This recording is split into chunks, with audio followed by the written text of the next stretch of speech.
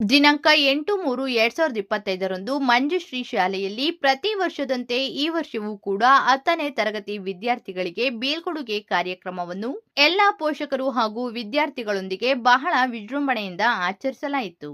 ಹಾಗೂ ಅಂತಾರಾಷ್ಟ್ರೀಯ ಮಹಿಳಾ ದಿನಾಚರಣೆಯನ್ನು ಆಚರಿಸಿ ಎಲ್ಲ ಮಹಿಳಾ ಶಿಕ್ಷಕಿಯರಿಗೂ ಹಾಗೂ ಎಲ್ಲ ಮಹಿಳಾ ಪೋಷಕರಿಗೂ ಅಭಿನಂದನೆಗಳನ್ನು ಸಲ್ಲಿಸಲಾಯಿತು. ಈ ಕಾರ್ಯಕ್ರಮದಲ್ಲಿ ಶಾಲೆಯ ಅಧ್ಯಕ್ಷರಾದ PR ಮಂಜುನಾಥ್, ಕಾರ್ಯದರ್ಶಿಗಳಾದ S ಮಹಲಿಂಗಪ್ಪ, ವಿಶೇಷ ಆಹ್ವಾನಿತರಾದ ವಿಜಯಲಕ್ಷ್ಮಿ, ಮನೋವೈದ್ಯರಾದ ತವಿಕುಮಾರ್, ಆಡಳಿತ ಅಧಿಕಾರಿಗಳಾದ ನರಸಿಂಹಣ್ಣ, ಶಾಲೆಯ ರೂವಾರಿಗಳಾದ doctor S Umesh, SM Pradeep Kumar, ಖಜಾಂಚಿಗಳಾದ ದಿವ್ಯಾ ಪ್ರದೀಪ್ ಕುಮಾರ್, ಮುಖ್ಯ ಶಿಕ್ಷಕರಾದ ಶಿವಮೂರ್ತಿ ಹಾಗೂ ಬೋಧಕೇತರ ವರ್ಗದವರು ಹಾಜರಿದ್ದರು.